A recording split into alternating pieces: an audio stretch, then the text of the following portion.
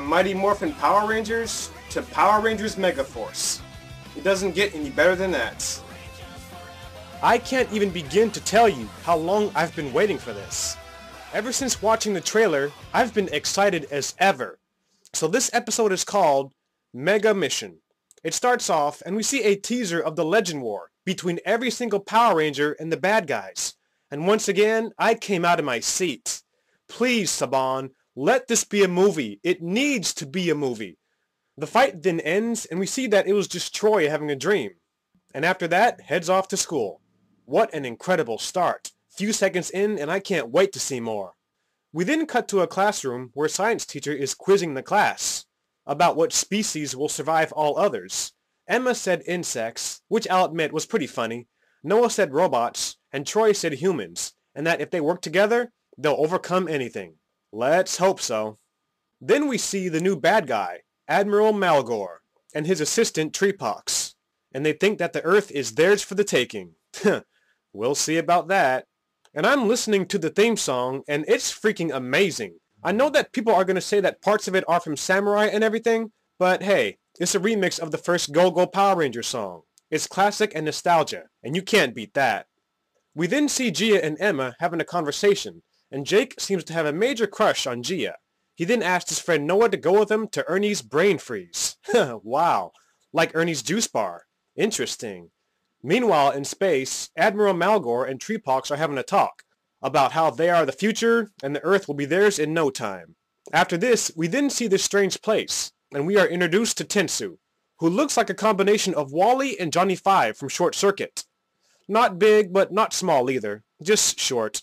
Then we see Gosei, and he mentions how aliens have invaded the Earth, and that it's time to assemble a new team of heroes. 5 teenagers with talent and attitude. That's classic. So Noah and Jake are getting the ice cream for themselves, and Jake is ordering one for Gia, his crush. Emma, in the meantime, is working on her photography, and right there and then, she notices one of the aliens. Not good. Troy is on the rooftop, practicing his martial arts.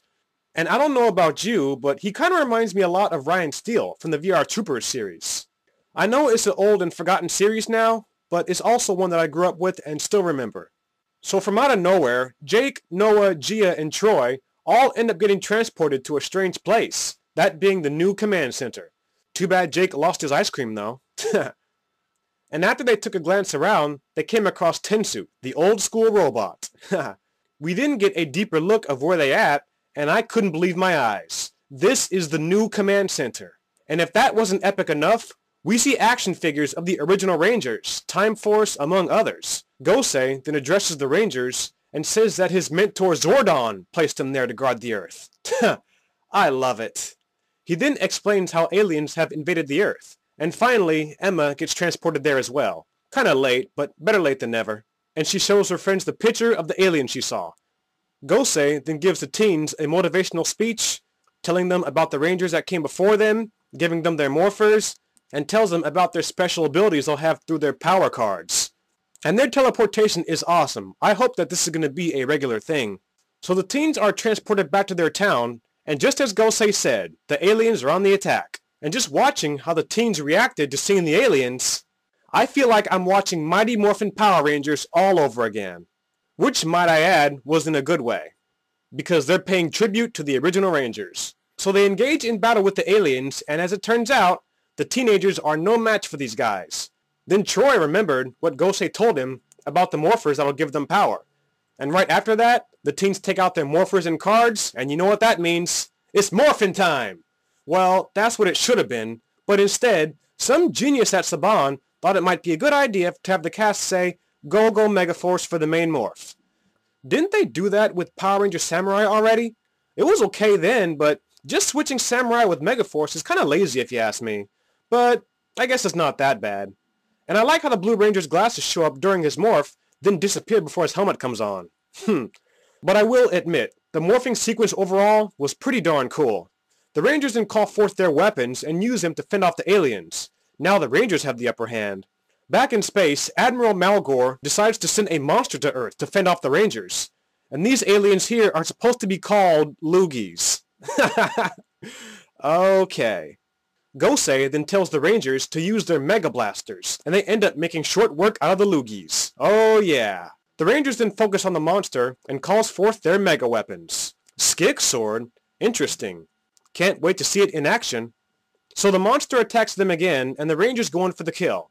And Troy says Dragon Sword. I thought it was the Skik Sword, or the S-Kick Sword. I don't know. They then combine their weapons to form the Power Blaster. I mean the Mega Force Blaster. The monster then falls, and the Rangers win. Sadly, there was no Zord battle, but one could assume they're saving it for later. The Rangers then return to the command center, and Noah claimed how they were just lucky. And Emma says how the helmet messes up her hair. Now, I know a lot of people are probably going to get upset that this episode uses very similar dialogue from Mighty Morphin Power Rangers, but when it comes to this, I don't see that as being lazy.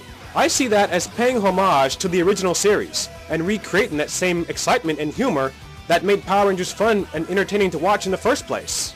Besides, this is the 20th anniversary season of Power Rangers, and to say the least, it did not disappoint. Excellent episode, brought back a lot of memories, and I can't wait till next week.